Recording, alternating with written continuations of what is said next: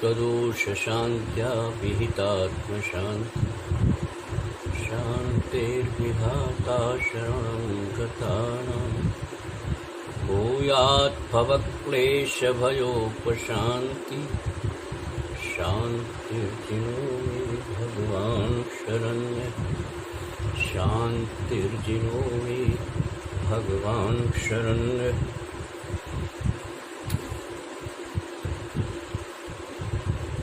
दश धर्मों की चर्चा है और ये मंगलाचरण शांति में प्रवेश करने के संदर्भ में है। मैं जो अशांत हूँ, विह्वल हूँ, बेचैन हूँ, इससे मुक्ति पाकर मैं शांति की कोख में बैठ जाऊँ, जो कि आत्मा का स्वभाव है। यह मंगलाचरण संकेत करता है इस तरफ।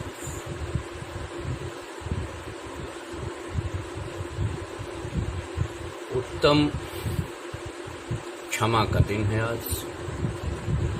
10 धर्मों में उत्तम क्षमा, उत्तम मार्दव, उत्तम आर्जव, उत्तम शौच, उत्तम सत्य,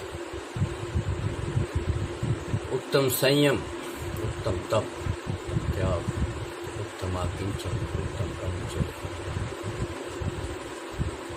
बहुत बारीक सा फर्क है, बहुत सूक्ष्म सा फर्क है, लेकिन विकार का विचार, वासना का अगर रंच एक छोटा सा कण भी अगर रह जाए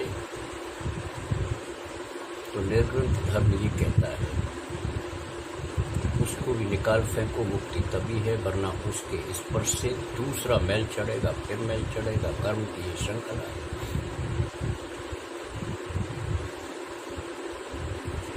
क्षमा तेरा स्वभाव है, ये बात सच है, लेकिन उस स्वभाव तक पहुंचने की जो प्रक्रिया है उससे मैं अनभिज्ञ हूं। हमारे यहाँ जो मंगलाचरण सबसे ज्यादा प्रचलित है, उस मंगलाचरण में कुंद कुंदाचार्य को नमस्कार किया गया है। मंगलम भगवान वीरो मंगलम गौतम मंगलम कुंद कुंदात्योजैन धर्मस्तु। मंगल है वीर मंगल, गौतम मंगल, कुंदाचार्य द्वारा कही हुई बात मंगल, और जैन धर्म मंगल।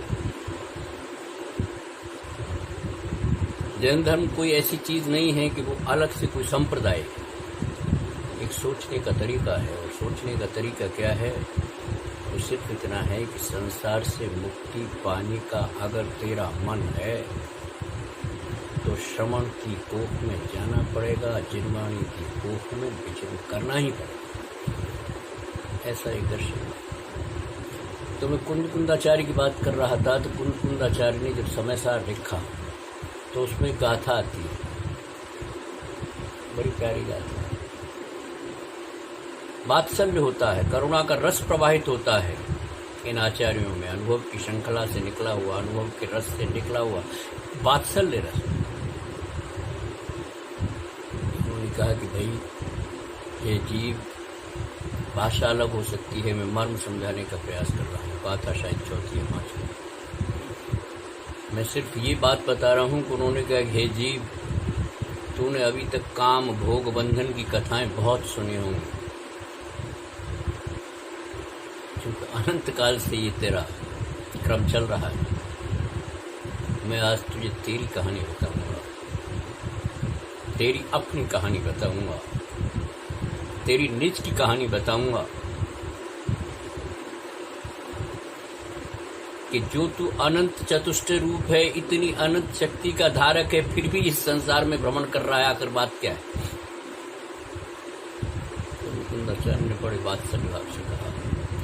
और आगे की टीका करने वालों ने जब जिनवाणी का उद्बोधन किया या उद्घोष किया, तो उन्होंने एक संकल्प लेते थे। क्या संकल्प था? देखिए, वो कहते थे कि मैं केवल और केवल वो बात करूंगा जो तेरी निज की बात है, जो सर्वज्ञ के द्वारा प्रणीत है, सर्वज्ञ के द्वारा दिव्य ध्वनि के माध्यम से पहुंचाई गई है। मैं केवल वही बात करूंगा, इधर उधर की बात नहीं करूंगा।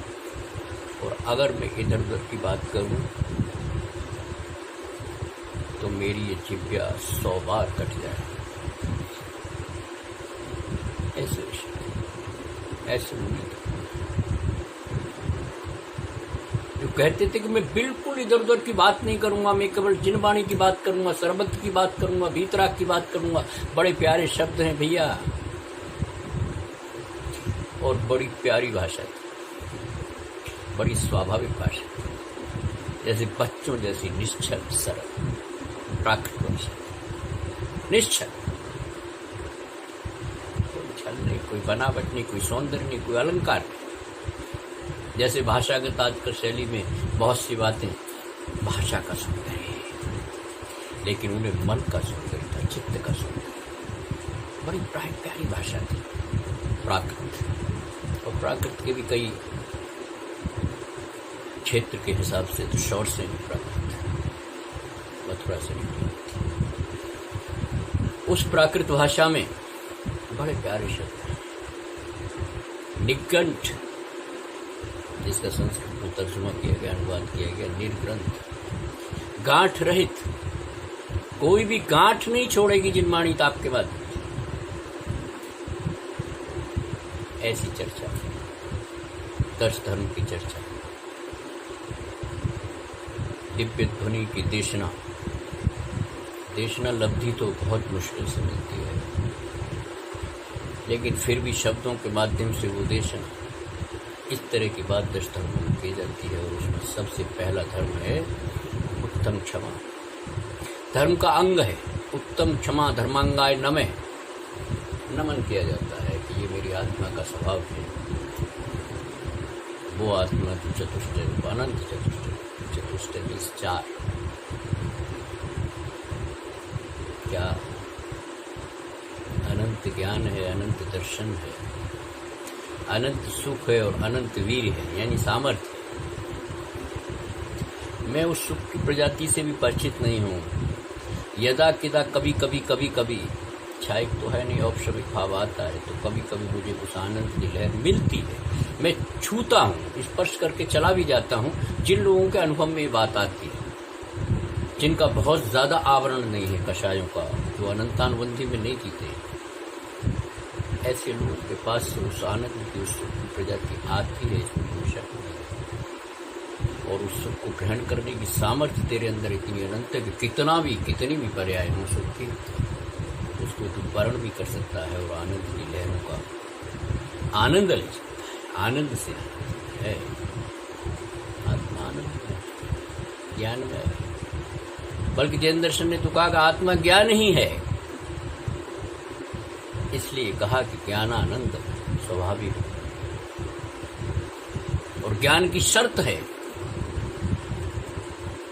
कि ज्ञान होगा, आनंद होगा, लेकिन ज्ञान तो शुद्ध होना चाहिए। केवल ज्ञान जिसमें ज्ञान तो 5 ज्ञानों में बांटा मोटा मोटी हुआ, शुद्ध ज्ञान, मत ज्ञान, अवध ज्ञान, मनपर। और अवध ज्ञान जो कभी कभी लोगों को लग सकता है कि बड़ा भारी चमत्कार है और लोग वहाँ पहुँचते हैं शरण में, उसको नकार के उन्होंने कहा कि नहीं, इसके आगे भी मनपर ज्ञान है, उसके आगे भी केवल ज्ञान, और केवल ज्ञान ही ज्ञान है। ज्ञान से ज्ञान में ज्ञान ही हो, कल्पनाओं का एकदम विलय हो। मनोहरलाल बर्नी ने आत्महत्या। मैं सिर्फ इतना कहना चाहता हूँ कि हम बहुत बड़े धर्म की चर्चा कर रहे हैं। श्रवण संस्कृति कहती है, और श्रवण का मतलब समझ लो आप, क्योंकि बार बार सुनते हैं, हर चीज को थोड़ा समझ लेना चाहिए। श्रवण का अर्थ वो है कि जिसने अपनी समस्त वासनाएं बुझाती हो, श्रवण करती है, उसको श्रवण करती। और संसार वासना ही का तो राम है, और मेरी कल्पना भी है, और मेरा शायद गंतव्य भी है, दृष्टि भी है और लक्ष्य भी है। क्या क्या कहते हैं ना आप पूजा में लास्ट में क्या कहते हैं? जब लो नहीं शिव लहूं तब लो। प्रभु के आगे खड़े हुए, आंख से आंख मिला के बात करना। आप कभी क्या कहते हैं? जब लो नहीं शिव लहूं तब लो, देह यह धन पावना, सत्संग शुद्धाचरण श्रुत अभ्यास आत्म भावना। ये धर्म यही सिखाता है कि हे प्रभु, जब तक मैं शिव नहीं प्राप्त कर लूँ, मोक्ष नहीं प्राप्त कर लूँ, इतना तो हो जाए। कितना? सत्संग शुद्धाचरण श्रुत अभ्यास आत्म भावना। श्रुत का अभ्यास करूं, अच्छे आचरण में जीऊं और बार बार आत्मा की भावना करूं, आत्मा को ध्यान, इतना तो हो जाए। ये मेरी भावना है। और हम इसीलिए 10 धर्मों की चर्चा करते हैं कि कभी कभी कुछ नहीं, चलिए मोक्ष नहीं मिलेगा, कहा कि भैया नहीं मिलेगा,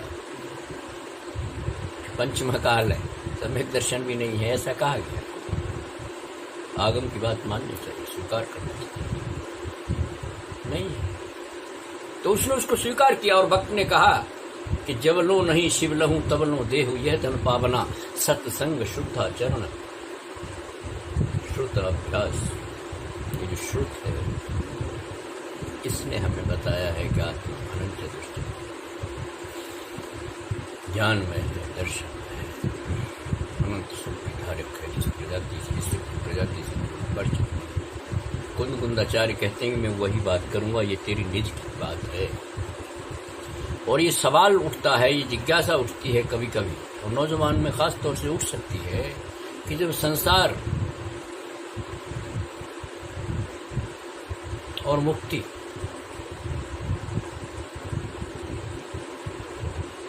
इन दोनों के बीच में निर्णय करना है तो उपाय क्या है?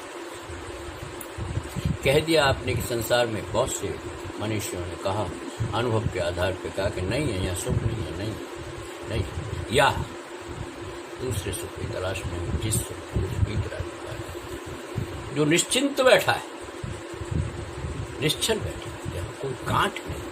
निर्गुण बड़े प्यारे शब्द हैं हमारे, गीता, निर्गुण, श्रवण, बड़े प्यारे शब्द, बड़े स्वाभाविक शब्द, आत्मा से निकले हुए शब्द।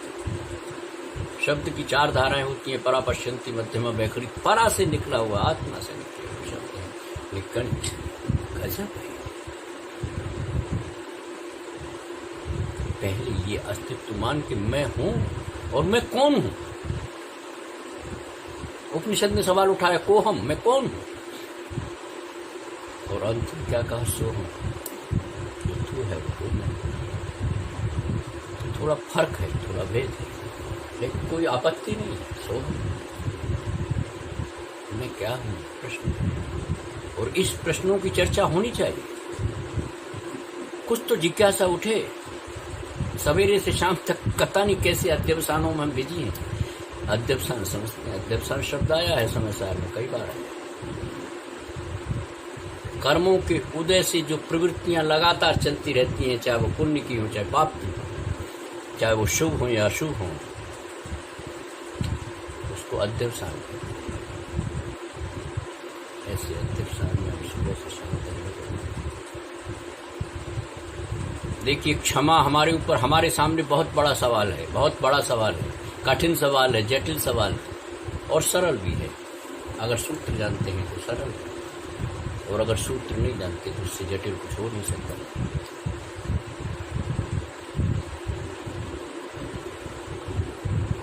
क्षमा की चर्चा तो कोई भी कर सकता है, फॉरगिव तो कोई भी कर सकता है। फॉरगिव का बड़ा भारी मीनिंग है, ये ध्यान रख लेना।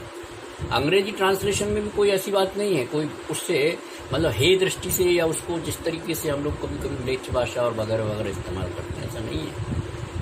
फॉरगिव और फॉरगेट की दार्शनिक शब्द है, दोनों ही शब्द दार्शनिक, बात पे करें। तो ये जो चलती हुई क्षमा है कि चलो भाई ठीक है, जो हो गया सो हो गया, मैं भी क्षमा, ऐसा उत्तम क्षमा में जो उत्तम विशेषण जो है वो कुछ और जाहिर करता है। वो ये जाहिर करता है कि तू मामूली तरीके से मत सोच, एक विशेष तरीके से सोच, क्योंकि तू विशेष है। अनंत ज्ञान का तू धारी है, अनंत दर्शन का, दर्शन इंट्यूशन का। और उपयोग किसको कहते हैं? उपयोग का अर्थ यूटिलिटी, ये मत समझ लेना कि उपयोग मैंने कर लिया या हो गया। उपयोग का अर्थ है अवेयरनेस, जागृति। ये है तेरा लक्षण है, ये जीव का लक्षण है। उपयोग लक्षण अद्वार सूत्र। इन तमाम बातों के माध्यम से उत्तम क्षमा प्रकट होगी, ये ध्यान रखना। क्षमा कह दिया, किसी ने कह दिया क्रोध का अभाव क्षमा है, ऐसा कुछ है नहीं। क्योंकि क्रोध की कोई सत्ता ही नहीं है। मैं तो कर्म को मेटने आया हूं, तो फिर उसकी चर्चा क्यों करूंगा? कर लूंगा बाद में। जो संसार में घटित हो रहा है वो मैं भी परिचित हूँ, आप भी परिचित हैं, लेकिन उसकी चर्चा क्या करनी?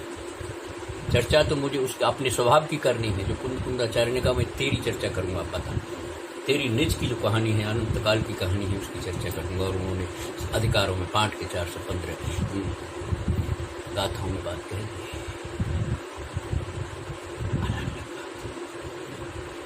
उत्तम क्षमा से पहले हमें पूरी फिलॉसफी समझ, और अगर समझनी नहीं होगी तो फौरी तौर पर हमें उसमें से जाना पड़ेगा कि क्षमा है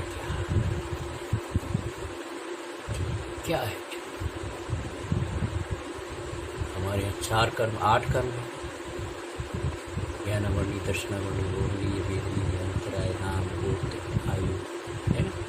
तो उसमें 4 घातिया कर्म हैं, यानी जो आत्मा का घात करते हैं वो 4 कर्म हैं, उनसे परिचित होना चाहिए। अरहंत की पूजा करते हैं,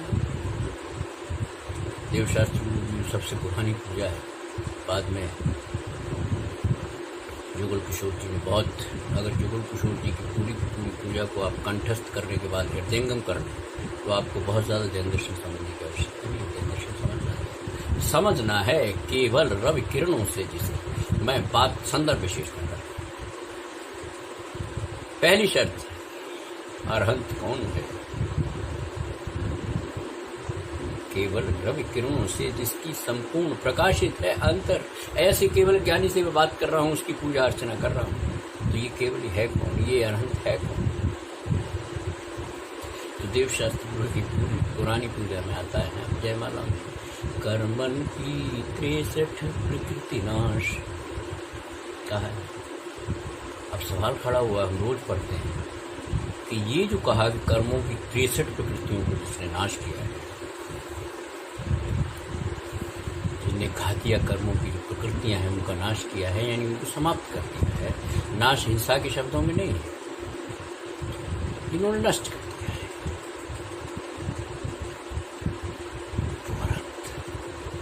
ऐसे अरहंत की पूजा के समक्ष में खड़ा हुआ, और ऐसे अरहंत के माध्यम से ही तय होगा कि उत्तम क्षमा क्या है। इसलिए इसको बहुत साधारण शब्दों में, उत्तम क्षमा तभी हो सकती है जब मैं अपनी आत्मा का घात न करूं। और बहुत फौरी शब्दों में, घात वगैरह शब्दों से कुछ और अर्थ मत लेना, मारना काटना ये नहीं होता है। मैं जब तक स्वघात करता रहूंगा, उत्तम क्षमा धर्म के विपरीत जाता रहूंगा, नहीं आऊंगा। जब तक मैं, जिनको घातिया कर्म कहते हैं, जब तक उनकी श्रृंखला में, मैं बहुत हल्की साधना में बात कर रहा हूं, मैं संपूर्ण बात पे नहीं कर रहा। जब तक उनकी श्रृंखला में, 4 घातिया कर्मों की श्रृंखला में मैं इजाफा करता रहूंगा, एडिशन करता रहूंगा, चीजें जोड़ता रहूंगा, तब तक आकाश को सुन है उत्तम क्षमा। ये सच है। कहा जा सकता है कि बहुत जटिल बात करते हैं ना, ऐसा कुछ नहीं, ऐसा नहीं, जटिल बात नहीं है, जटिल बात नहीं है, लेकिन सच्चाई है। आंख मत मूंदो, आंख मूंदने से कुछ निकलने वाला नहीं है कि चलो हमारा गुजारा हो गया, ऐसा नहीं है। हमने पालन कर दिया, भादों में गए, मंदिर गए, वगैरह वगैरह, जो कुछ किया, शाम को सुना भी, सुन के चले आए। तो इसको शास्त्रों में गज स्नान कहा है। आप बहुत अच्छी तरह नहाए धोए, गज हाथी की तरह नदी में स्वच्छ पानी, बाहर आके आप धूप में लौट गए, और यही गज स्नान चलता रहता है, चलता रहता है। परिणाम क्या है? मैं मान लेता हूं कि आज की कर्म प्रकृतियां जो पूरी की पूरी हैं या उनका प्रकृति प्रदेश स्थिति अनुभाग इस तरीके से है, मैं बांट लेता हूं। ये टेक्निकल टर्म में समझ लेना, प्रकृति प्रदेश स्थिति अनुभाग, इसको समझने की कोशिश करना, और इतनी जल्दी समझाया भी नहीं जा सकता, ये भी ध्यान रख लेना। तो मैं इसलिए कह रहा हूं कि आपको कभी कभी ये ख्याल रहे कि जैन दर्शन की जो टर्मिनोलॉजी है वो अपने आप में कितनी सुसंगत है और कितनी वैज्ञानिक है। उन्होंने केवल यही नहीं रुके हैं कि वो कर्म 8 हो गए तो 4 घातीय खत्म। उनके कर्मों की प्रकृतियाँ, उनके ग्रेड हैं, उनकी कैपेसिटीज है। जैसे कषायों के लिए कहा, ये अनंतानुबंधी है, प्रत्याख्यान है, अप्रत्याख्यान है, संज्वलन है। और संज्वलन कषाय का उदाहरण क्या दिया, इससे कुछ ज्यादा बिगड़ने वाला नहीं है, ये पानी में लकीर की तरह है, मिट जाएगा। लेकिन अनंतानुबंधी की तो दिक्कत है। तो हम ये मान भी लें, थोड़ी देर के लिए मान लें कि हम अनंतानुबंधी, हमारे ज्ञान पर आवरण बहुत गहरा है, हमें मान भी, लेकिन और इजाफा न करें तो धीरे धीरे वो कर्म श्रृंखला कमजोर पड़ेगी, शिथिल पड़ेगी, क्योंकि उसको पोषण नहीं मिलेगा। आपके शरीर में अगर आपका उपवास करें आप 10 दिन का, उपवास की बात तो वो आत्मशक्ति की बात अलग है, लेकिन मान लीजिए आपको भूखा रहना पड़े तो शरीर क्रश हो जाएगा और धीरे धीरे वो शरीर अपने आप में विलीन हो जाएगा, खत्म हो जाएगा। पोषण ऐसी का शरीर। हम आज से ये फैसला अगर ले लें उत्तम क्षमा के संदर्भों में कि हम अपने घात में, आत्मा के घात में जो कर्म भूमिका अदा कर रहे हैं, हम उस कर्म परिवार को, बहुत सीमित परिवार है, आत्मा की अनंत शक्ति है, कर्म परिवार तो बहुत छोटा परिवार है, वो आपकी भाषा में आ जाती है, लेकिन वहां तो अनंत है, वो आपकी भाषा में भी नहीं आएगा, वो केवल ज्ञान की भाषा में ही आएगा।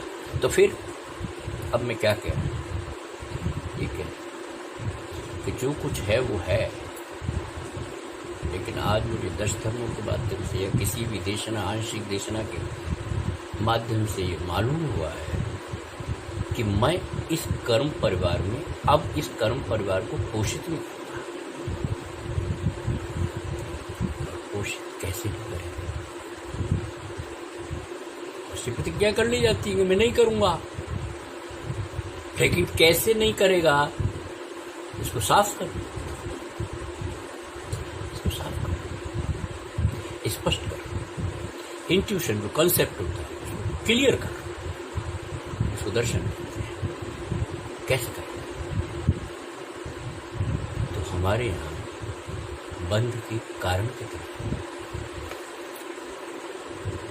उन पर चर्चा करें। तो चलिए, मिथ्या दर्शन है, कषाय है, प्रमाद है, योग है, थोड़ी देर तक हम एक कषायों से तो हम परिचित हैं।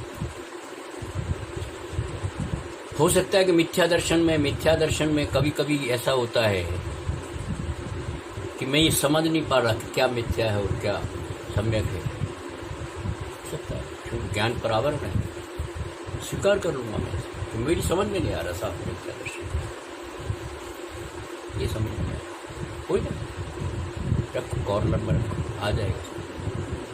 क्योंकि तेरे में ज्ञान है, बड़ी सीमाएं हैं, बड़ी अनंत सी, तेरे पास अनंत पर अवर्मित है, तू समझेगा, क्यों नहीं समझेगा, ज्ञान की शक्ति है तेरे पास। अब उस पर आवरण है, और इतना बड़ा आवरण है कि शायद दीवार है, मान लीजिए कि मान लीजिए किसी का काम नहीं, ये तय कर होता है कि प्रदेश प्रकृति तय होता है, उससे बड़ा टेक्निकल नहीं है, वो जानने लायक है, लेकिन अभी नहीं जान पा रहे। तो हम एक बात तो मान लें कि चलिए जो बंध का हेतु है, बंध हेतु है, शायद 6 अध्याय में तो बार सूत्र में है ये बात, कौन कौन से हेतु हैं, तो उनका भी मिथ्यात्व है। चलिए हम कोने में रखते हैं, अभी नहीं समझ पा रहे, हम मिथ्यात्व गुणस्थान पे खड़े हैं तो समझेंगे। लेकिन एक चीज समझते हैं कि कषाय को हम थोड़ा जानते हैं, ये हम जानते हैं कि अहंकार क्या है, ये हम जानते हैं कि क्रोध क्या है, ये हम जानते हैं कि मान क्या है, माया क्या है और लोभ क्या है, ये जानते हैं, थोड़ा जानते हैं, और बहुत ज्यादा जानने की जरूरत नहीं है। जिसको मैं निरंतर अनुभूत कर रहा हूं, जिसको मैं निरंतर उपयोग जिसका प्रयोग कर रहा हूं या जिसमें जी रहा हूं, हम उस पर दृष्टि डालते हैं। देखिए मन आप समझते हैं, मन है ना आपके पास, सैन्य जीव है, तो मन के दो हिस्से हैं, द्रव्य मन और भाव मन। हम द्रव्य मन को भी छोड़ते हैं क्योंकि उसमें बहुत से प्रश्न खड़े हो जाएंगे। मेडिकल कुछ कहेगा, आप कुछ कहेंगे, मेंटेलिटी के बहुत हिस्से हो गए, छोड़ो। हम भाव मन की बात करें, भावों से तो हम परिचित हैं। वो मन के, मैं ये नहीं कह रहा कि वो किस विकारी भाव से आ रहा है, वो मन से आ रहा है, वो उसको हम स्थगित करते हैं और थोड़ी देर के लिए केवली पर छोड़ देते हैं। लेकिन कषाय से तो परिचित, खूब अच्छी तरह परिचित, और अगर अच्छी तरह परिचित हूं तो मेरे पास सूत्र तो है, अनुभव का सूत्र तो है, मैं उसे और अच्छी तरह समझूंगा। अब मैं क्या करूं? और वो जो कर्म बद्धता थी, वो जो कर्मों की मोटी श्रृंखला थी, जिसको घातिया कर्म कहते हैं, मैं ये फैसला कर लूं कि अब मैं इसमें इजाफा नहीं होने दूंगा, अब मैं इसको बढ़ने नहीं दूंगा। मैं मनुष्य हूं, जिनवर के चरण में बैठा हूं, रोज कह रहा हूं, कुछ न कुछ कह रहा हूं, ऐसा कह रहा हूं कि उनका गुणानुवाद है, उसमें मेरे में अनंत गुणों का पारदर्शी। एक मामला ये है कि मैं किस गुण का हूं, वो मैं उसमें देख रहा हूं। इसका अर्थ ये है कि मैं उस शीशे के पास तो पहुंच गया हूं। तो मैं इतना तो जानता हूं कि भाव क्या है, और ज्ञान की शक्ति छोटी या बड़ी जो भी मैं धारक हूं, उससे ये भी जानता हूं कि ये भाव अच्छा नहीं है और ये भाव बुरा है। अच्छा है, ये बुरा है, जानता हूं। लेकिन मैं जानने से, उस जानकारी को और पुष्ट करने से बचता हूं, और निरंतर मेरे अभ्यास में कषाय का अभ्यास है। तो इतना तो मैं कर सकता हूं। और सभी धर्मों की, चाहे मृदुता हो, चाहे क्षमाशीलता हो, चाहे सरलता हो, चाहे ऋजुता हो, ये मैं 4 कषायों की बात कर रहा हूं, भाववाचक संज्ञा, सबके लिए जरूरी है। मैं जानता हूं इनको अच्छी तरीके से। तो अब मैं ये फैसला लूं कि अब मैं कर्म परिवार का पोषण नहीं करूंगा। जिस कर्म ने मुझे अनंत काल की सजा दी है, बंधन में बांध रखा है, कहते हैं ना कर्मोदय है, कर्म का उदय आ गया, साता आ गया, सत आ गया, कोई सुख आ गया, कोई हर्ष आ गया, कभी विषाद आ गया। उधरदास जी कहते थे कि संसार की दशा तो देख, क्या काहू घर पुत्र जायो, काहू के वियोग आयो, काहू राग रंग काहू रुआराई करिए, जहां भान उगत उछाह गीत गान देखे, सांझ समय ताई थान हाय हाय परी है। क्या बात है यार, सवेरे तो यहाँ उत्सव था, शाम को मौत का मातम। इस संसार की दशा है। सांझ समय ताई थान हाय हाय परी है, ऐसी जग रीति को न देखी भयभीत होए, हा हा नरमूढ़ तेरी मत कोने हरी है।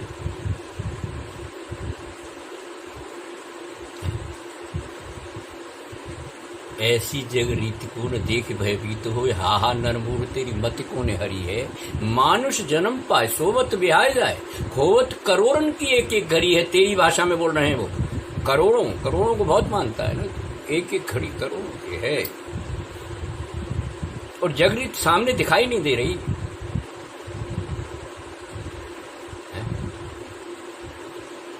जीवन के साथ मृत्यु लग जाती है, नाश पाने से। ये जगरीत है, ये संसार की रीत है, इसमें आप कुछ नहीं कर सकते, बदल नहीं सकते आप। और जो लोग कहते हैं ना, जैसे अनंतानुबंधी है, उसको मोस्ट मैलिग्नेंट कहा गया है। मैलिग्नेंट डिसीज होता है जिसमें कि मुश्किल होता है बचना, उसको डिसीज मैलिग्नेंट डिसीज, जो अनक्यूरेबल है, जो ठीक नहीं हो सकता। तो मेरे यहाँ अनंतानुबंधी को कहा मोस्ट मैलिग्नेंट। इसका जो अनुवाद है तो ये है अंग्रेजी मोस्ट मैलिग्नेंट अनंतानुबंधी। अब इस अनंतानुबंधी में इजाफा नहीं होता। भाई इजाफा नहीं होने दो, ये ठीक है, हो सकता है, लेकिन वो तो जो कि तो है नहीं। कर्म रोज झड़ते हैं, ध्यान रखो। इसी को कहते हैं संबंध में डेली बंधते रोज।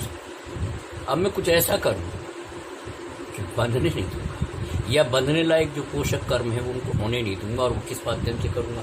मेरे पास वो कोई जरिया नहीं है, समझने का भी जरिया नहीं है। बहुत बड़ी बड़ी बातें हो जाती हैं, कोई फर्क नहीं पड़ता, लेकिन मैं नहीं आचरण में ला पाता। मैं हूँ हाँ कर देता हूँ, कभी कभी सो जाता हूँ प्रवचन सुनते सुनते, हूँ हाँ कर देता हूँ। नहीं बताना चाहता कि मैं अज्ञानी हूँ, मैं नहीं बताना चाहता कि मैं तुम्हारी बात समझा नहीं। ऐसे करके जिंदगी कर सकता हूँ। तो मैं एक काम तो कर सकता हूँ और अपने मन से कर सकता हूँ, प्रवचन की बात नहीं। आत्मा का वर्णन किसी श्रुति ज्ञान से, किसी प्रवचन से होता ही नहीं। तो माध्यम है बहुत छोटा माध्यम है, नहीं जाने कब कौन सी लगती में जन जाए। लोग तो बहुत किया लेकिन लब्धि प्राप्त विडम्बना है, बड़ी विडम्बना। सूर्य तो उग रहा है, निकल रहा है, प्रकाश भी आ रहा है, लेकिन जो प्रत्यक्ष चक्षु है, वायदा भी अपने कर्मों के संयोग से अंधा है, वो देख नहीं पा रहा। प्रकाश तो मैं ये कोशिश करूं आज से और अभी से कि मैं अब इस कर्म को प्रश्रय नहीं दूंगा, उसका सपोर्ट नहीं करूंगा, इसको बिल्कुल समर्थन नहीं दूंगा, पोषण नहीं करूंगा। और इस भाव से करूंगा कि वो कुछ पुद्गल है, जड़ है, लेकिन फिर भी चेतन को बांधे बैठा है। पुद्गल है, कमाल। एक पंचेंद्रीय जीव जिसने सारी पर्याप्तियां प्राप्त की है, उसको पुद्गल, जड़, कर्म, अशांति, बेचैन। जब आप उत्तम क्षमा की बात करेंगे, एक फैसला करेंगे, उत्तम आर्जव की बात करेंगे तब भी ये फैसला करना पड़ेगा, आर्जव की करेंगे तब भी फैसला करना पड़ेगा, और उत्तम शुचिता की बात करेंगे, उत्तम शौच की बात करेंगे, ये फैसला तो मुझे करना पड़ेगा आज जनवर के सामने, जनवाणी के सामने। अब नहीं, बहुत जैसे कहते हैं ना कि डिसोन करना। जो बच्चा नालायक हो जाए या परिवार का कोई आदमी नालायक हो जाए तो उसको डिसोन करते हैं। आज से मेरा इसका कोई संबंध नहीं। वो हो सकता है बहुत सी टेक्निकल, बहुत से छल छद्म के लिए करते हैं, छल छद्म के लिए ज़्यादा करते हैं, लेकिन यहाँ छल छद्म चलने वाला नहीं है। क्योंकि आचार्य कहता है कि अगर मैं झूठ बोलूँ तो 100 बार जबान कसता है। और इस संदर्भ में भी ध्यान रखना है कि अगर आप ऐसा संकल्प लेंगे और नहीं होगा या उसमें भी छल कपट होगा तो अनंत गुने कर्म बंधेंगे और बच नहीं सकते आप। कोई तरीका नहीं ये कोई तरीका नहीं।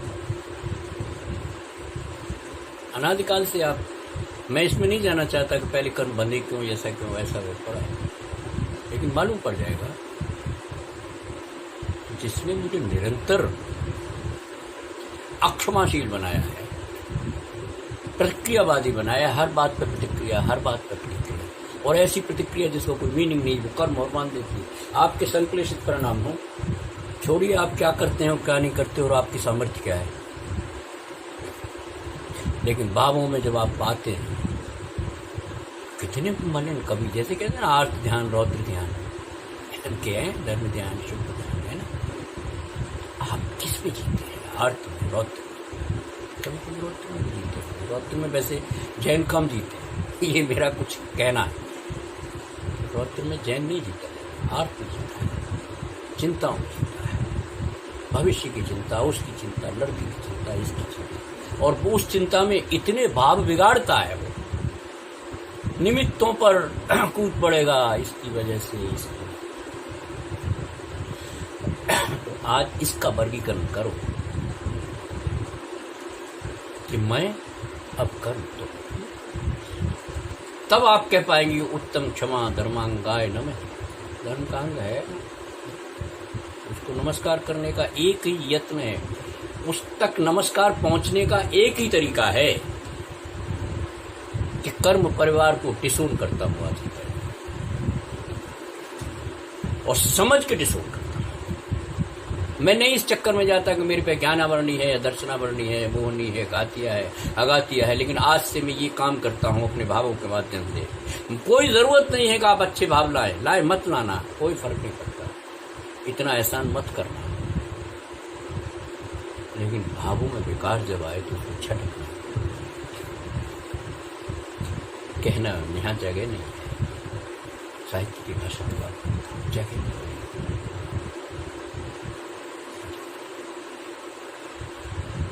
एक दोहा पाहुन लिखा है राम सिंह जी, छोटे से साल पुरानी बात है, आज से 600-700 साल पहले। उन्होंने कहीं कहीं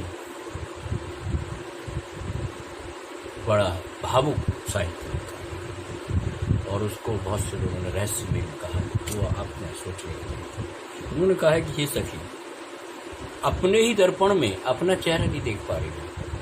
सखी शब्द है सखी आत्मा को कह सकते हो। सखी मीन साक्षी, साक्षी भाव से कह रहा है, भाव कह रहा है कि मैं अपने ही दर्पण में दर्पण नहीं देख पा रहा, मैं अपने ही दर्पण में अपना चेहरा नहीं देख पा रहा। विडंबना नहीं, कुछ धुंधला धुंधला सा दिखाई देगा, विडंबना नहीं।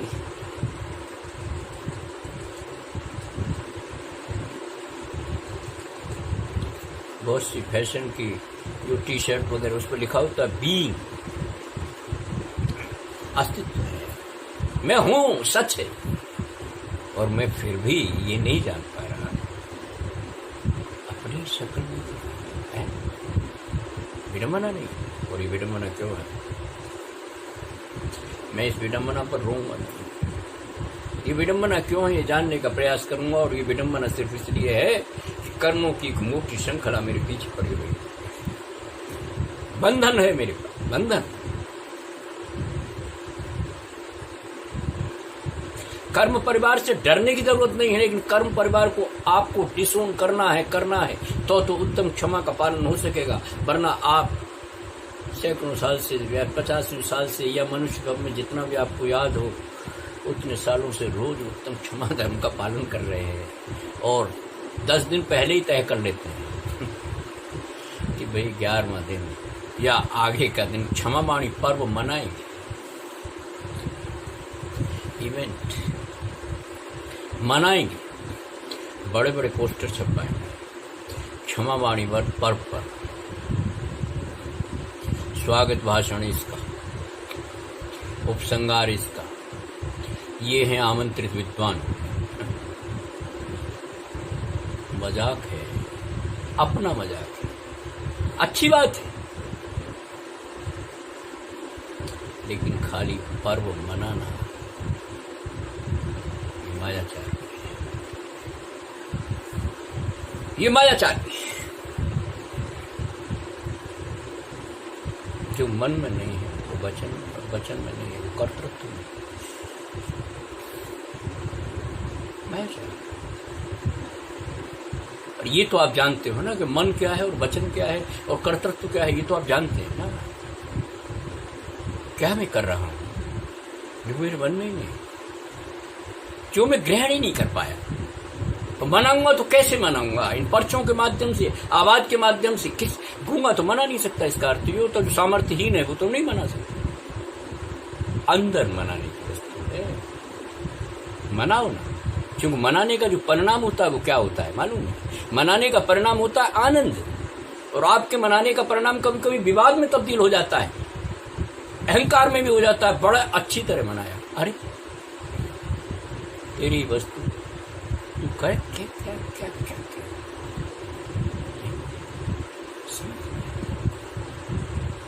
बड़े बड़े आयोजन होते हैं, उसमें कुछ नेता भी बुलाए जाते हैं। मैं नेता कोई नेतृत्व अच्छी बात है, अरे कोई शमन संस्कृति में अगर कोई भी छोटी सी बात करता है मेरे लिए गौरव का विषय है। मैं श्रवण संस्कृति बार बार इसलिए कहता हूँ ताकि आपके ध्यान में रहे कि आप किस परिवार के लोग, आपका गोत्र क्या है, आपका कुल क्या है, आपका नाम क्या है। मैं ये कहता हूँ ताकि श्रवण पर आप ये सोचें कि श्रवण है क्या। क्योंकि जब हम कहते हैं, जो परिभाषा हम करते हैं, जिसने अरी को जीत लिया है, ये थोड़ा उससे डिफर। हमारे जीतना हारना कुछ है ही नहीं। अपने कंधों पर बैठ के देखना, दूसरे के कंधे पर बैठना सरल है, अपने कंधे पर बैठ के देख मुश्किल है। इसलिए क्षमावाणी पर्व मनाना, हो सकता है ये बहुत अच्छी बात हो, लेकिन मनाने का अर्थ ये है कि उसका परिणाम आनंद होना चाहिए, आनंद होना चाहिए, और वो आनंद होना चाहिए जो मेरा आत्मा का मूल आनंद है। तब तो क्षमा की बात हो सकती है, और मैं कोई आलोचना नहीं कर रहा। लेकिन हम सैकड़ों साल से एक काम करते हैं और उस काम का परिणाम सिर्फ इतना निकलता है कि हम एक साल में अपनी वाणी विलास करके चले जाते हैं, मन की तह तक पहुँचते हैं, और फिर वही कहानी अनंतान बंदी की शुरू हो जाती है। क्या मकसद हुआ? अभी अभी तो मैंने कहा था कि उत्तम क्षमा धर्म गाय, अभी अभी तो कहा था, और आपने भी जयकारा बोला होगा शायद, या मन में कहा होगा, या कुछ चावल चढ़ा दिया, क्यों नमः के बाद आप ज्यादातर चढ़ाने की सोचते हैं। सच्चाई, और ये सच्चाई है, ये कोई किसी तरह की आलोचना समीक्षा नहीं है। ये सच्चाई है कि तू निज के प्रति इतना अनुदार क्यों है, अनुदार क्यों है। और अगर बहुत कठोर भाषा में कहूं तो अपने के प्रति इतना जालिम क्यों है, तू इतने जुल्म तू क्यों अपने आप पर करता है, भटक रहा है, भटक रहा है, और व्यवहार ऐसा करता है, व्यवहार ऐसा करता है। मुझे कभी कभी, मैं अहंकार की बात नहीं करता, कभी कभी मुझे लगता है इस हिंदुस्तान के किसी जमाने में चौथे उद्योगपति हुआ करते थे, उनकी मौत को मैंने करीब से देखा है। मैं किसी तरह का उपेक्षा भाव या किसी तरह का हास्य नहीं कर रहा हूँ, मैं बता रहा हूँ, और इसलिए बता रहा हूँ कि जिसको तुम बहुत समझते हो, हिंदुस्तान का चौथा उद्योगपति, मुझे मौका मिला है, अवसर मिला है, और स्वअवसर मिला है। मैं तो ये कहूँगा कि उनकी मौत के वक्त में था,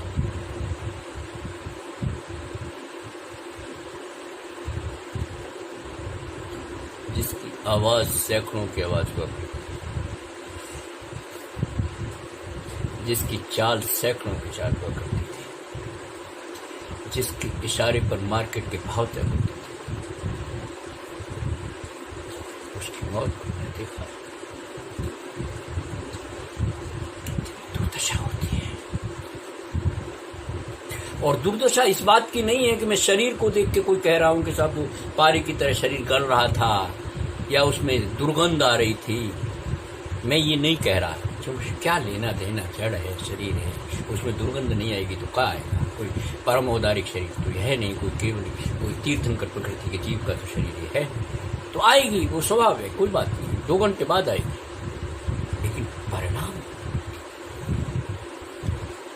संक्लेशित परिणाम। मैं क्या कहना चाहता हूँ?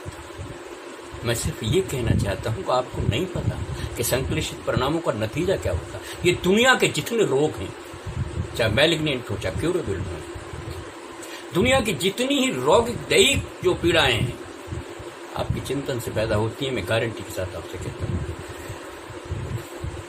आपके विचारों से पैदा होती है, आपको मालूम ही नहीं पड़ता। एक महिला थी हमारे यहाँ, वो बड़ी त्यागी के नाम से जानी जाती थी। त्याग किए होंगे, नालू छोड़ रखे, जमीकन छोड़ना चाहिए। ये हमारे श्रावक का कर्तव्य है भैया, इसमें कोई बहुत बड़ी त्यागी और ऐसा कुछ विशेषण लगाने की जरूरत थोड़ी है। ये मेरे श्रावक का, हमारे यहाँ श्रावक का कर्तव्य है। श्रावक, जैन श्रावक तभी होगा जब इन तमाम चीजों का, जिसमें शहद है, ये है, मद्य है, मांस है, इसका त्याग करेगा। व्यसन, जो जितने भी सप्त व्यसन है उनका त्याग करेगा, तब तू जैन श्रावक कहलाएगा। जैन कुल में पैदा होने से कुछ होता नहीं, तो जैन श्रावक की ड्यूटी है। और तुझे मौका मिला है, बड़ी मशहूर थी, जब कन छोड़ दिया। जब वो मरने लगी तो उनके मेरे मित्र थे, कहने लगे कि जरा इनको संबोधन करो। हमारे बड़ा प्रचलित शब्द हो गया, संबोधन करो लास्ट में, अंतिम समय, कान में बोलो ना, मुकर मत। क्यों बोलोगे? इसलिए उनके भावों में कुछ परिमार्जन आए, कुछ सुधार आए, भावों में कुछ शुभ्रता पैदा हो, है? उस ध्यान से हटें जो आर्तरौत कहलाता है। हल्का सा कहीं धर्म ध्यान का स्पर्श करना, यही तो है उसका मकसद, और तो कोई मकसद नहीं। तो मित्र का आग्रह था, मुझे भी पता है कि कोई ऐसा होता नहीं है। बड़ा सीधा सा सिद्धांत है कि जिसका 70 साल का 80 साल का अभ्यास कुछ और हो, या 40 साल का 50 साल का अभ्यास कुछ और हो, और निरंतर ऐसी करवट आ जाएगी। चूंकि लब्धियों का एक क्रम है भैया, कर्ण लब्धि तो लास्ट की चीज है, उससे पहले तो औपशमिक है, प्रायोगिक है, देशना है, ये लब्धियां है ना 5 लब्धियां। तो कर्ण लब्धि तो लास्ट की चीज है। अब ऐसा तो होगा नहीं कि आप औपशमिक पे पड़े हुए हैं, मान लीजिए लब्धि है ही नहीं, यूं पर समझ लीजिए, और फिर आप अचानक नमो कर्णित कर कान में है बोल दें तो कुछ हो जाएगा। मित्र पूरा नहीं देना चाहता था, उन्होंने कहा तो मैंने संबोधन के लिए चला गया उनके रूम में, जहाँ वो अपनी बीमार शैया पर पड़ी हुई थी। बीमार के पास जाना चाहिए, और जाना चाहिए इसलिए नहीं जाना चाहिए कोई सहानुभूति आप दे सकते हैं, आप कुछ नहीं कर सकते, इतना भी नहीं कर सकते, रंच मात्र भी आप कुछ नहीं कर सकते। बात कुछ और है, ये भी कर्म की बात है, वो बात की बात करें। जाना चाहिए, लेकिन जाना चाहिए, जाने से एक बात अंदर से पैदा होती है कि शरीर की ये दुर्दशा होती है, जिस शरीर पर बड़ा नाज है, मान है, करोड़ों अरबों रुपए का कॉस्मेटिक्स व्यापार इसी शरीर पर होता है, अरबों। खाद्यान्न पर खर्चा उतना नहीं है घर का, लेकिन खर्चा कॉस्मेटिक्स पर होता है। जिस शरीर का क्या दुर्दशा होती है। और बहुत से लोग कह सकते हैं, तर्क भी है कि होती होगी दुर्दशा, लेकिन अभी तो हम स्वस्थ हैं। आप उसी दिन से अस्वस्थ हो जाते हैं जब जो तेरा बेस है, जो आधार है, जो आत्मा जिसको कहते हैं, जो बीइंग जिसको, एग्जिस्टेंस जिसको, अस्तित्व जिसको कहते हैं, उस अस्तित्व को उपेक्षित करके तो उसकी ऊपर की जो चीज़ है, जो तेरी पर्याय है शरीर, जब उसकी उपासना करने लगता है, लगभग उपासना करने लगता है, सुबह 2-4 घंटे उसको खर्च करता है आयुष्य के, तभी से रोग शुरू हो जाता है। ये ध्यान रखना, विचार का रोग है। और कभी कभी मैं तो कहता हूँ, हो सकता है कि आपको लगे अभिमान की भाषा है, जैन बीमार हो जमता नहीं भाई, नहीं जमता। अरे क्षमाशील आदमी अगर बीमार हो तो जमता नहीं भाई। आप प्रतिमा योग के 500 उदाहरण दे लो, कोई फर्क नहीं पड़ता। मैं वहां भी कहूंगा कि कोई न कोई कर्म श्रृंखला थी, और ये कर्म श्रृंखला उस दिन से, जिस दिन से मेरे में अवेयरनेस आई थी, उस दिन से मैं ये फैसला करता कि इस कर्म परिवार को मैं आज से डिसोन करता हूँ, त्याज्य करता हूँ, इससे कोई मेरा वास्ता नहीं है, लिख के देता हूँ, इस कर्म परिवार से मेरा कोई वास्ता नहीं, आज से फैसला। लेकिन कर्म परिवार को हम बढ़ाते हैं, राग के माध्यम से, द्वेष के माध्यम से, परिवार के माध्यम से, समाज के माध्यम से, रिश्तों के माध्यम से लगातार बढ़ाते हैं। परिणाम क्या होता है? आप किसी बर्तन को एक तरफ रख दीजिए और 1 साल बाद उसकी हालत देखिए, कितना भी साफ करके रखा, कितना भी साफ रखा, कपड़े को रख दीजिए, पीला पड़ जाएगा, रंग छोड़ देगा। ये अगर धूल जम जाए ना तो झाड़ी जा सकती, लेकिन अगर तेल युक्त कोई गंध जम गई तो कोई भी साबुन लगा लेना, कभी देखना मोटर मैकेनिक के पास जाने, ये राग तो इस तेल है, तैलीय गंदगी है, ये छूट लेना, वो फटके ही छूटेगा। इतना फैसला तो करें, अगर उत्तम क्षमा धर्म का पालन करना चाहते हैं तो इतना फैसला तो करें। आज से इस family of karmas, I डिसोन this family of karmas. और रिनंसिएशन है क्या? त्याग है क्या? या जिसको उत्तम तप और त्याग और किंचन की बात हम करेंगे बारीक बारीक रेखाओं में, तो है क्या? ये है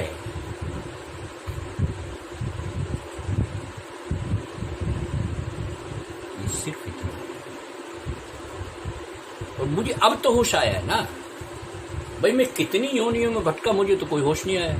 और मान लीजिए मनुष्य योनियों में आया तो मैं कुछ ऐसे गोत्र में, ऐसे कुल में जाके पैदा हुआ जहां मुझे सोचने का मतलब ग्रहित भी वही है और नैसर्गिक तो लेके आया था।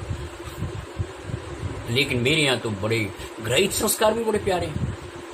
मेरी माँ कहती थी बिना देव दर्शन किए खाना नहीं देंगे। स्वभाव बना, कोई प्रतिवाद नहीं है। क्यों क्यों क्यों कि जो नैसर्गिक संस्कार थे वो ग्रहित संस्कारों को एडॉप्ट करने के लिए तैयार थे, और जैसे नैसर्गिक संस्कार थे यानी अच्छे या बुरे, वो उनको ग्रहण करने के लिए तैयार है। बड़ा सीधा सा सिद्धांत। तो इतना तो कर लो। और जब कभी भी किसी 10 धर्मों, देखिए ये प्रसंगवश धर्म है, बाकी तो आत्मधर्म है, और आत्मधर्म की तो इतनी छोटी बात नहीं है। इसलिए खास तौर से जो कर्म, जो भाव मेरे घातिया कर्म, अघातिया से निपट लूंगा, बहुत छोटी छोटी बात है। और जब घातिया से निपट लूंगा तो घातिया कुछ नहीं है, केवल की बात क्या रखा है, हो जाएगा। निपट, वो स्वाभाविक है, कोई दिक्कत नहीं है उसमें। तो मैं निपट लूंगा ऐसा कोई अहंकार नहीं। घातिया कर्मों के परिवार में जो वृद्धि करता है ऐसा भाव मैं आज से त्यागूंगा। और चूंकि मुझे पता है कि मेरे अंदर जो ग्रॉस इमोशंस हैं, जो घटिया भाव आते हैं, मैं उनसे परिचित हूं। I am aware of that fact, मैं जानता हूं। और जब मैं उनको जानता हूं तो मैं आज से उनसे कहूंगा अलविदा, नमस्कार, बाय बाय।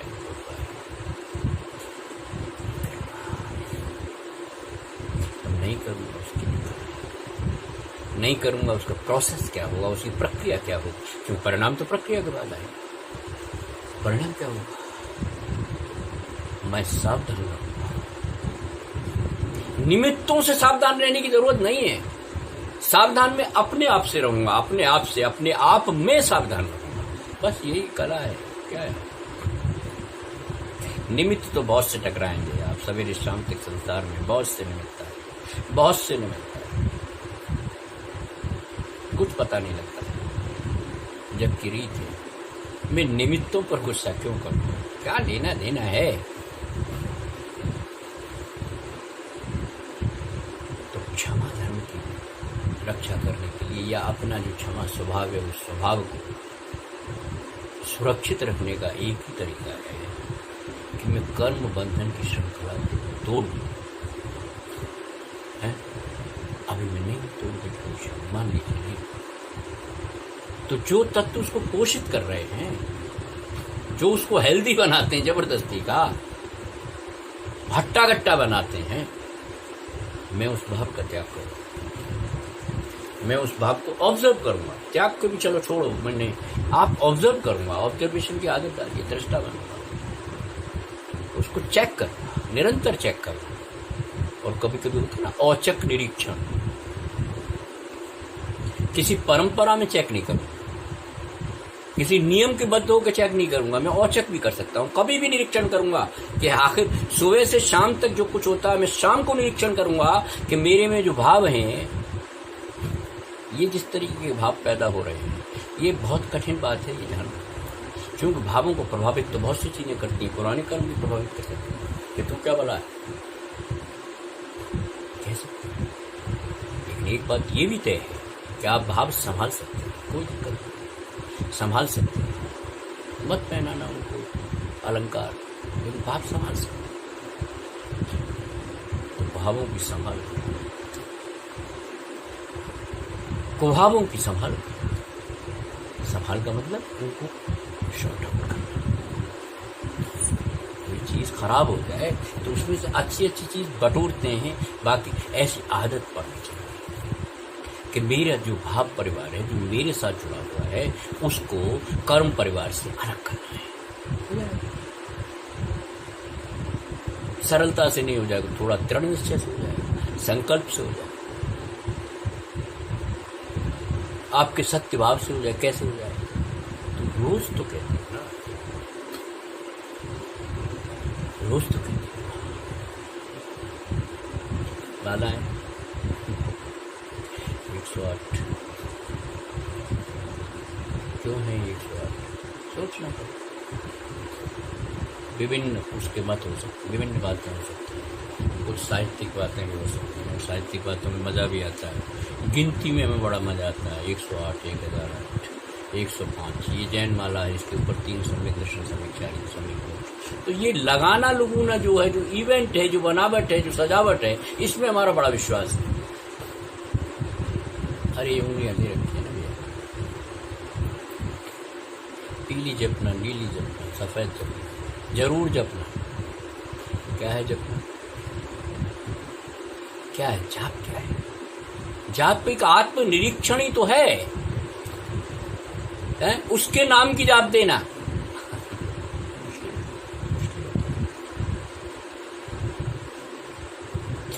बहुत बड़े मैदान में खड़े हैं और मौका है मेरे पास, अवसर है, पूरा अवसर।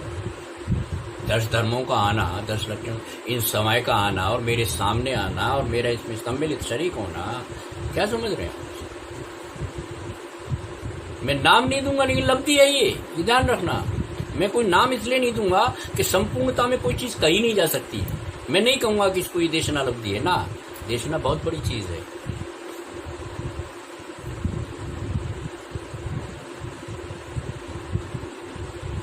आपके पास आयुर्वेद में एक लॉ है, नियम है, आयुर्वेद में है ना, कफ वात पित्त, ये 3 है जिस पर देखा जाता है किस प्रकृति का पुरुष है, तो उसके मुताबिक उसको दवा दी जाती है। आयुर्वेद का ये लॉ है, नियम है, ठीक।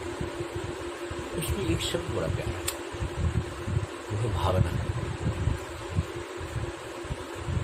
कोई भी उपयुक्त औषधि उपयुक्त रोग के लिए दी जाती है, उसका एक काम है, उसको भावना देती है। यानी पर्टिकुलर तरल से, कोई भी तरल औषधि करके घोटा के या जो भी उनकी सिस्टम, उसको भावना, और जितनी भावना दी जाएगी बड़ी ईमानदारी से। बहुत से लोग तो ठीक है, वो क्या है, इसलिए आयुर्वेद फेल है, क्योंकि वो पूरे नियम पालन नहीं कर। ठीक है यार, व्रत किया है तो ठीक है, एक जगह बैठ के, लेकिन वो तो मन वचन का ऐसे करना। जाप देनी है तो वहाँ कुछ और अंतरंग भी चलना चाहिए। ये नहीं चलना चाहिए कि ये जाप दे ली, अब आपको दूसरी बात है 1 दी 2 दी 3, क्या ध्यान ले, क्या मैं हो पाएगा ऐसा कंसंट्रेशन? और मैं ये भी नहीं कहता आप कंसंट्रेट करिए, लेकिन इसमें मत पड़िए गिनती के चक्कर। और जो गिनती के चक्कर में पड़ते हैं ना, उसी को कहते हैं 84 लाख, और कोई ज़्यादा अर्थ नहीं। क्या है? कितनी देर में हो जाता है भैया? कितनी देर में आत्मबोध हो जाता है? बताओ। अंतर्मुहूर्त, ऐसा नहीं है कि अंतर्मुहूर्त की पुरानी बड़ी तैयारी है, लेकिन परिणाम पर अंतर्मुहूर्त कहा ना 48 मिनट, ठीक है। आप हमेशा ये कोशिश करें कि मैं आपकी भाषा में, यद्यपि जैन भाषा ये है नहीं, मैं बोलता हूँ बड़ी करुणा की भाषा है। जैन भाषा बड़ी करुणा की भाषा है। हमारे तो सब्जी काटना नहीं कहते, सब्जी संवारना कहते। बड़ी करुणा की भाषा है, वात्सल्य की भाषा है, स्नेह की भाषा है, प्रेम की भाषा है। उस प्रेम की भाषा है जिसकी स्वर्ण सीढ़ी पर स्वर्ग में आरोहण होता है। क्या बात है!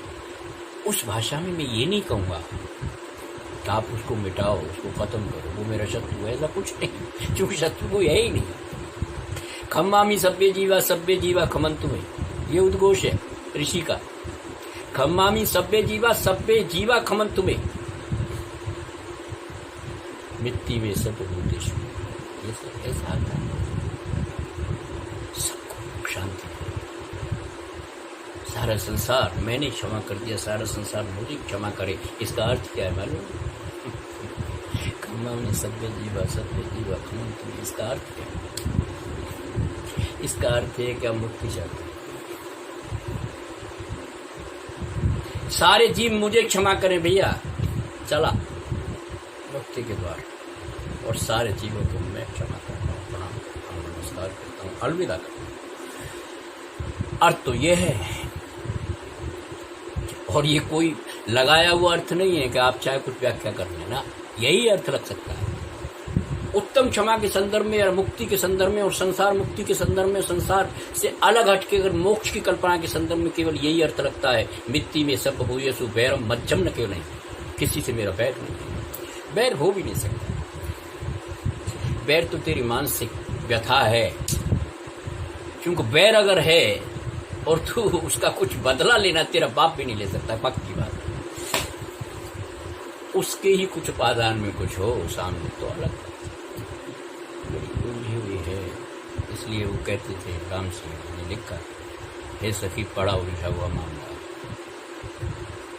और अब मुझे ऐसा लगता है, देखो कितना प्यारी बात, हे सखी, ये दर्शन शास्त्र मुझे बड़ा उलझन में डालता है। और अब मुझे ऐसा लगता है कि अब मुझे किसी के पास जाने की जरूरत नहीं, अब मुझे अपने पास आने की जरूरत है, केवल अपने पास। कुछ मैं किसी के पास नहीं जाऊंगा। सखी तो दूसरी सखी क्या कहती है, अब तक क्या कर रही थी? यही तो सच है। कभी कभी उलझने पैदा होती है, ऊहापोह पैदा होती है, और जिनकी जिज्ञासा के भाव है उनको तो और ज्यादा मुश्किल होती है। अब ज्ञान की भी तो एक शाखा है ना, शाखा ही कह रहा हूं मैं, उसका ये नहीं कह रहा। ये क्या है? कुमति ज्ञान, कुवति ज्ञान, कुश्रुत ज्ञान, क्या है? हमारे एक संत हो गए, संत क्या है वो, आजादी के आंदोलन में विनोबा भावे। तो विनोबा भावे ने जब हरिजन आंदोलन चला तो कुछ जैन मंदिरों में हरिजन प्रवेशों को देने के लिए उन्होंने बड़ी जिद की। सीधी बात की, कोई बात नहीं। वो कैसे हुआ, क्या हुआ, वो अलग कहानी है, वो हो नहीं पाया क्योंकि संस्कार नहीं है। तो आप ये दर्शन कोई मामूली बात तो है नहीं। मैं किसी अभिमान में भी नहीं कह रहा, किसी जाति विशेष की उपेक्षा भी नहीं, मैं सिर्फ इतना कह रहा हूँ कि ये मामूली बात नहीं है। तो बहुत से काबिल लोग जो उस जमाने में, तो उन्होंने कहा आप ब्रह्मकार मंत्र से सीख लो और घुस जाओ, कोई दिक्कत नहीं। लेकिन शर्त तो हमारी, इतनी शर्त तो माननी पड़ेगी आपको कि नमन करने जा रहे हैं, आप घुसने थोड़ी जा रहे हो, हाँ कोई प्रवेश करने थोड़ी जा रहे हैं। प्रवेश करो ना, लेकिन प्रवेश का मकसद क्या है? प्रवेश का मतलब है नमन करना, प्रणाम करना, और नमन करना अगर उद्देश्य है तो ब्रह्मोर अंतरणम आपको सीखना पड़ेगा। बोलिए, वो बात आई गई होगी, गांधी जी भी कई बात से क्यों सुना रहा हूँ। तो उन्हीं के एक शिष्य थे काका काले लकर, मेरा उनके पास कभी जाना जाना। तो काका काले लकर की कर्ण इंद्री यानी वो कम सुनना लगे, कम, पहरे नहीं हुए लेकिन कम सुनना।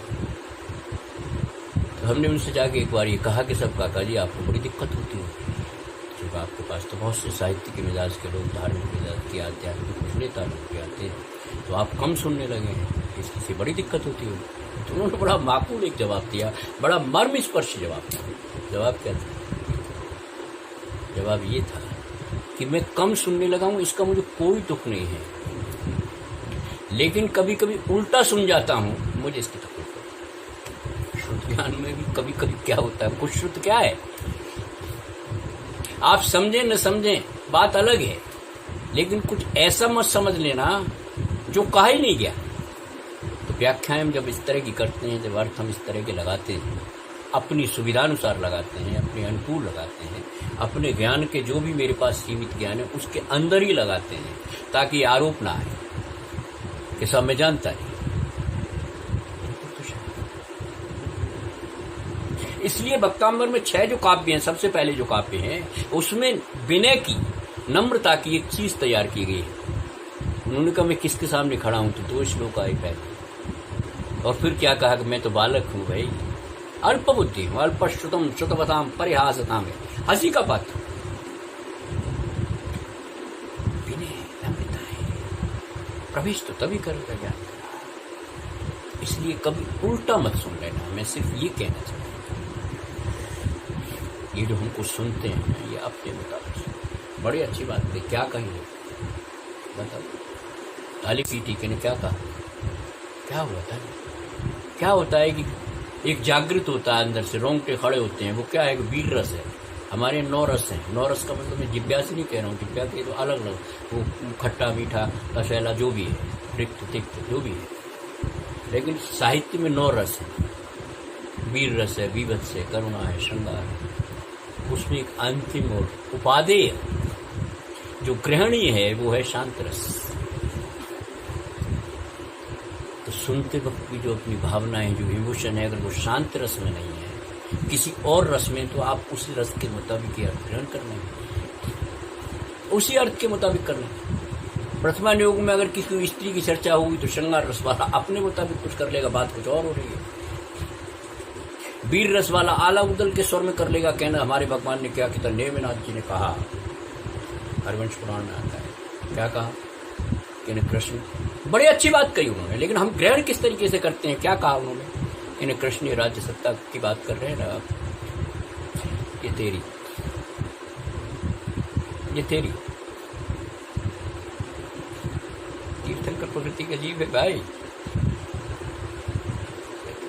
इससे कोई फर्क नहीं। लेकिन जो ये जनता के बीच में जो तूने एक बात कही कि मैं यहाँ सबसे बलवान हूं, इसका निर्णय तो होना चाहिए, क्योंकि जनता के बीच की बात है, और किसी घमंड में नहीं कह रहा मैं सिर्फ तीर्थंकर प्रकृति का पुरुष है भाई। वो कह रहा है कि मैं ना ये नहीं कहता, तो राज्य ये तो कुछ नहीं है, ले जा। उन्होंने बाद में प्रपंच भी, जो भी है, मैं उस भाषा में नहीं जाना चाहता, प्रपंच भी रचा, बाद में बैरा के ले लिया, बैरा के लेना ही था, तो उसके निमित्त कोई बने क्या फर्क पड़ता, और राजुड़ ने भी ले लिया, क्या बात है यार, है। लेकिन बात बताता हूँ कि कौन किस अर्थों में क्या लेता है। तो नेमिनाथ जी ने कहा तुम एक काम करो, हो सकता है ये अतिशयोक्ति की भाषा में, लेकिन कह रहा तुम एक काम करो कि मैं ये अंगूठा खड़ा करता हूँ, इसको मोड़ के दिखाओ, अभी तय हो जाता है कि बलवान कौन। अब इसको जो वीर रस का आदमी है वो किस तरीके से लेगा, तो कहेगा हमारे नेमिनाथ ने कृष्ण को चैलेंज, चुनौती दी, कृष्ण उसको पूरा नहीं कर पाए, इस तरह लेगा ना। अलग अलग दृष्टिकोण है, इसको ही तो व्यू कहते हैं, जिस पर पूरे के पूरे शास्त्र रचे गए, जिस पर बड़ी बातें की गई, इसके मुताबिक उसके मुताबिक, हर किसी के मुताबिक नहीं, आत्मा का धर्म एक है। अब बात कहने की हो तो विभिन्न नयों में कोई फर्क नहीं पड़ता, उसमें कोई 9 नए हैं, 7 नए हैं, इससे कोई फर्क नहीं पड़ता। अनेकांत एक पक्षी की तरह है जिसके 2 पंख हैं, स्यादबाद है, एक तरफ नयबाद है, अनेकांत उड़ता रहेगा। और अनेकांत की जो व्याख्याएं हुई हैं कुछ अपूर्ण सी हुई हैं, कुछ काम चला हुई है, अनेकांत की बात कुछ और है भाई। कॉम्प्लेक्सिटी ऑफ ह्यूमन नेचर है, जिसके पीछे पूरी कर्म श्रृंखला है। 6 खंड है ना षटखंडागम के, तो सबसे पहले खुद्दा बंद है, वेवनी भी है, वेदनी बंद है, खुद्दा बंद है, क्या करते हैं प्राकृतिक भाषा, क्षुत्रक बंद है, क्षुत्रक। और बंद तो हमेशा क्षुत्रक ही होगा, आत्मा के आगे उसकी ताकत है। तो फिर आत्म परिवार कर्म परिवार से डरता क्यों है, सीधी बात करें ना। इसमें आप कोई ऐसा रस मत लो, शांत रस लेकिन भाषा दूसरी हो सकती है, बड़ा शांत रस। मैं अपने को पहचानने का यत्न कर रहा हूँ, अपने को पहचानने का, निज से परिचय जिसको कहते हैं ना, सेल्फ रियलाइजेशन। ऐसा नहीं है सेल्फ रियलाइजेशन शब्द गलत है, सेल्फ नोइंग।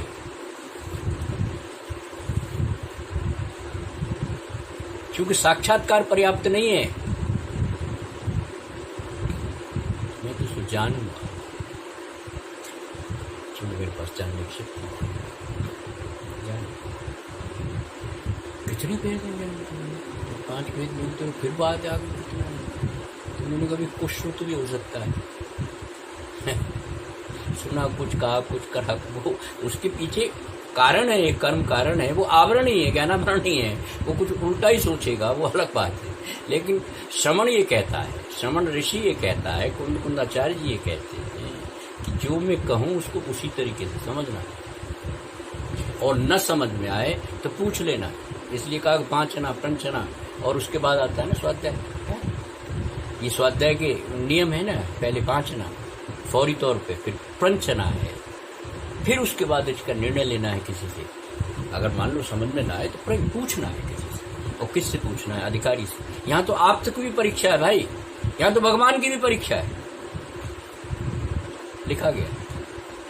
आप तो मीमांसा लिखी ना समुद्र में, आचार्य समुद्र रतन करण जो चलित है, नमः श्री वर्तमान है। तो कुछ भी खतरनाक बात है और इसका निर्णय करना पड़ेगा। तो अभी हम इसमें अगर जाएंगे तो थोड़ा हो सकता है एलोबोरेट हो जाए, ज्यादा विस्तार हो जाए और उस विस्तार में हमें जो मूल वस्तु है उससे हम भटक जाएं। ऐसा हो जाता है, कभी कभी डाइवर्जन हो जाता है, जैसे सरकारें करती हैं। कुछ विषय होगा डाइवर्ट करके आपको महीनों प्रोलाएंगी, खराब करने सरकारें करती, वो राज्य व्यवस्था है। लेकिन मैं सिर्फ इतना कहना चाहता हूँ, अपनी जो निज की व्यवस्था है उसमें ये महसूस करना है और पक्का करना है, डिटरमाइन करना है, निर्धारण करना है कि मैं अब इस परिवार से, जिस परिवार से मुझे अभी तक मेरी स्वतंत्रता में बाधा पड़ी, और निमित्तों को मैं इसलिए नहीं मानूंगा कि श्रमण ऋषि ने कहा या श्रमण परंपरा ने कहा या उस निकंठ महावीर ने कहा क्या कि हर द्रव्य का परिणमन स्वतंत्र है, कोई द्रव्य दूसरे द्रव्य के परिणमन में सहायक नहीं है। फिर निमित्त का काम क्या है? ये मेरे कर्मों की बात है, लेकिन सच्चाई सुनने के लिए दिक्कत क्या है? सवाल से भी ये मेरे कर्मों की बात है जिसमें मैं निमित्त भी मानता हूं, सहभाग। ये राग द्वेष का अपना एक बड़ा व्यवसाय है, वरना तो सहभागी है। ये राग द्वेष का जो मामला है ना, इसलिए हमारे बीतरागी का बीत द्वेषी नहीं कर, चूंकि राग अगर है, अटैचमेंट किसी चीज से है और उस अटैचमेंट में कोई बाधा पैदा होती है तो मुझे द्वेष होगा, और द्वेष होगा तो मैं उत्तम क्षमा का कभी जीवन में पालन नहीं कर सकता। इसलिए राग द्वेष को समझना बहुत जरूरी है। अटैचमेंट फिलहाल मैं क्या करूं? मैं उससे राग नहीं करूंगा किसी, मैं अब आत्मराग में हूं। और बड़ा प्रशस्त शब्दों में कह रहा हूं, प्रशस्त, कोई बहुत निकृष्ट शब्दों में नहीं कह रहा। आत्मराग, आत्मा से स्नेह करने की पहली सीढ़ी करो। कब करोगे? जब ये नक्की करोगे कि आत्मा है, तभी तो करेंगे। फिर आप आत्मा के लक्षण जानेंगे, फिर बताएंगे इसके सामान्य लक्षण क्या है, फिर विशेष लक्षण क्या है। बहुत बड़ी बड़ी बातें हैं, और नहीं भी समझेंगे तो कोई फर्क नहीं पड़ता। सिर्फ आत्मा के अस्तित्व को स्वीकार करते कि अपने विकारी भाव हैं, जिस राग द्वेष की वजह से ये संसार में रम रहा है, भ्रमण कर रहा है। अगर ऐसी इच्छा हो कि इसको बंधन से मुक्त कर रहा है, तो ये करना के कर्म परिवार से च्युत। आई डिसोन दिस फैमिली ऑफ कर्मास, और निश्चय और कैसे डिसोन करो? खाली कागज पर लिखने से नहीं होता, क्योंकि ये बात तो है, ये लिखा पढ़ी की चीज नहीं है। ये चीज इसलिए है कि मैं अपने भावों को ऑब्जर्व करूं, दृष्टा बनूं और भावों को संभालूं। मैं नहीं कहता कि उनको खत्म कर, तो संभालूं। और संभालने का एक ही तरीका है कि जो कुभाव है, जो विभाव है, जो विकृत है, विकृति है, विकार है, उसकी शॉर्टिंग करूं। शॉर्टिंग करके अपनी निजता में कुछ, और निजता के लिए कुछ शॉर्टिंग नहीं करनी भैया, जो है वो है। दामन झटक कर चल दिए वो और यूं कहते हुए कि बैठूं कहाँ तेरे सदन में गैर हैं बैठे हुए। तो इन गैरों को निकालना पड़ेगा, जो गैर हैं, जो पर हैं, जो पराए हैं, जो मेरे कभी न थे न रहेंगे। ऐसा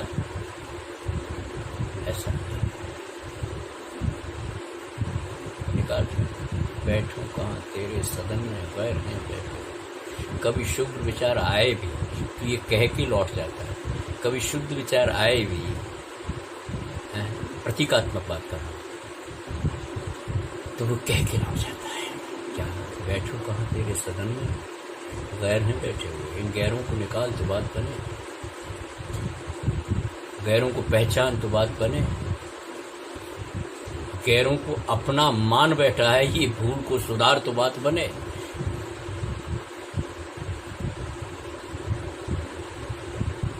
उत्तम क्षमा की शर्त है,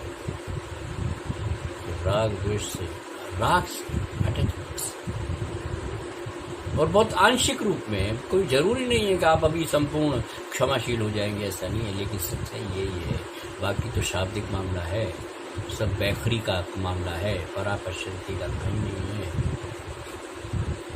जीवन में उपनिषदों में 5 कोश बताए गए हैं।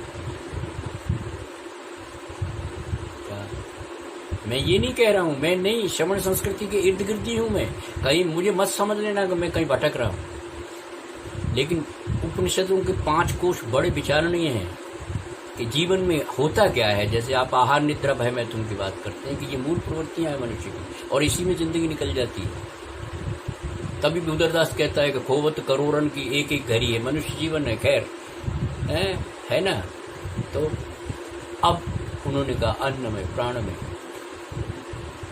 मनो में, ज्ञान में, और उसके बाद क्या कहा, आनंद में।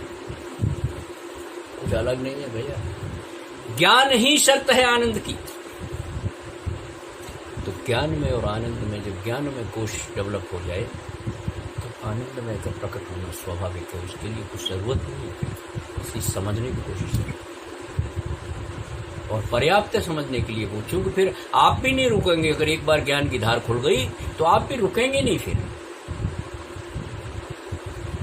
मैं तो कभी कभी ये सोचता हूँ और बहुत ईमानदारी से कहता हूँ कि मैं चूक गया। कितना कुछ है, कितना कुछ है, कितना कुछ है, भरा पड़ा है द्वादशांग बाणी, लेकिन मर्म कितना। समय सार का लोगों ने 100 बार अध्ययन किया, नहीं समझ पाए। क्या उनके अध्ययन कमी नहीं, लेकिन अभी ज्ञान में अंतर आए थे। इस समझने के लिए बार बार न जाने कौन सा उदय आए, कब आए, कुछ कह नहीं सकते।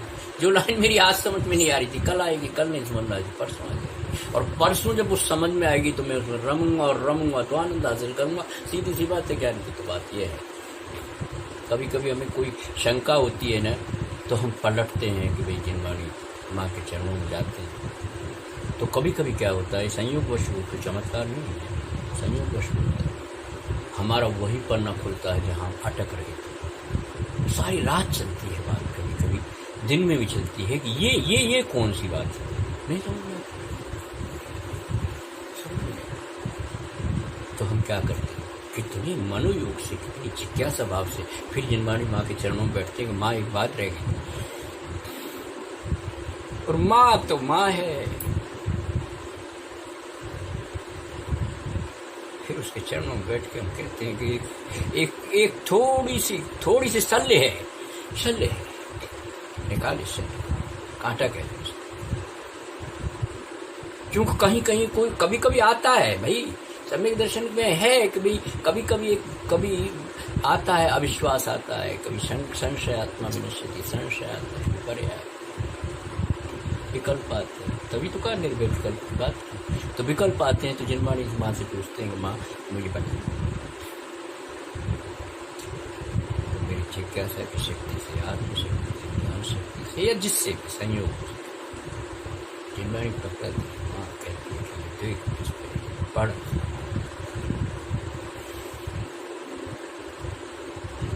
समझ में आया। तो कोई उत्तम क्षमा का ऐसा विषय नहीं है, तेरा अपना विषय है, निजी विषय है। और कभी कुछ लगे कि नहीं कुछ दिक्कत हो रही है तो चले जाना।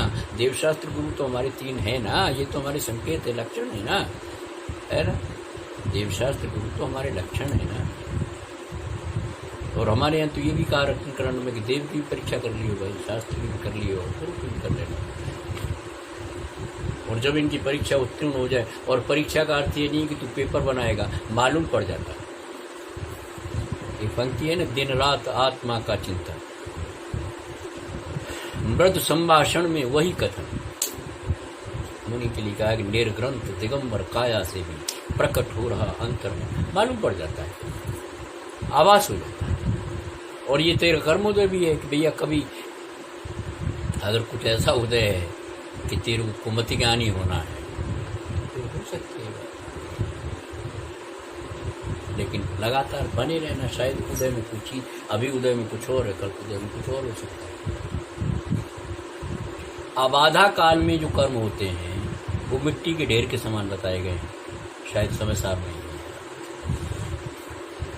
उसका कोई मीनिंग ज्यादा नहीं होता, थोड़ा अबाधा काल।